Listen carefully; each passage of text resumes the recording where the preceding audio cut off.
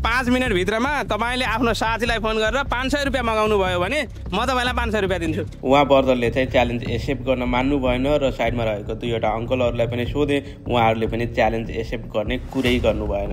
500 रुपैयाँ लिन कसैले मानिरहेको छैन, म अझै पनि ट्राई गर्दै छु। हेरौ कसले एक्सेप्ट गर्छ। म त्यही नजिकै रहेको रिक्सावाला दाइलाई सोधे र उहाँले पनि नाइ भन्नुभयो।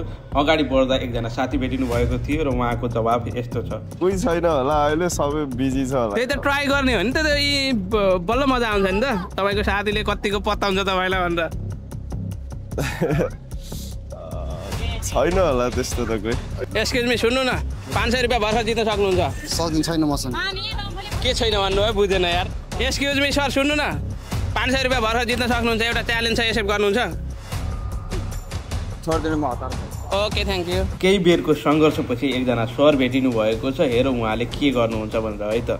कस्तो भनेदेखि तपाईँले आफ्नो साथीलाई फोन गरेर 5 मिनटभित्र 500 रुपैयाँ ई सेवामा मगाउनु भयो भने म एक्स्ट्रा 500 रुपैयाँ दिन्छु। सकिन्न त्यो च्यालेन्ज गर्नु न त, साथी होला नि यार। 500 रुपैयाँ पत्ताउन न। पजाउनु त्योभन्दा नि एकचोटि ट्राई गर्नु न, के भएर मजा आउँछ। प्रश्नहरू सोध्ने कि भनेर। अनि प्रश्न सोध्थेँ होला, अहिलेको लागि त्यही कन्टेन्ट नै त्यही छ कि। होइन त्यो सकिन्न। 5 मिनट छ टाइम यार। होइन मलाई अलि हतार पनि।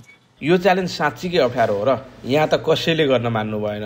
यदि तपाईँ भएको भए तपाईँले गर्नुहुन्थ्यो त कमेन्ट गर्नु होला है।